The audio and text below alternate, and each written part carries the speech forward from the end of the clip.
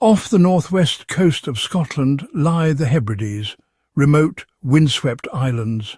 In 1949, these quiet, forgotten villages became the epicentre of a spiritual awakening so intense, locals would say, God came down.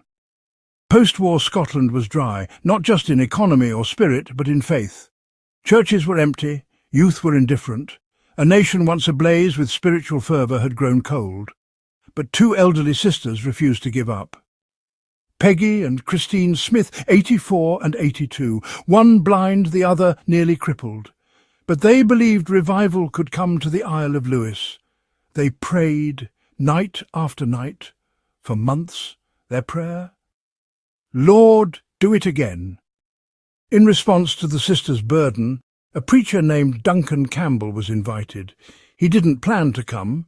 In fact, he initially said no, but God had other plans. At the first meeting, nothing happened.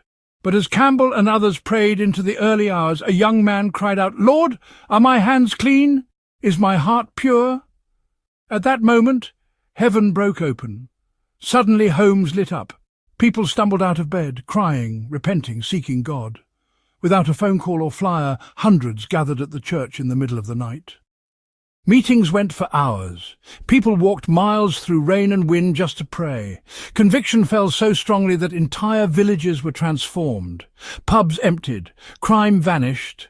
The police had nothing to do. The Hebrides revival wasn't driven by celebrities or media.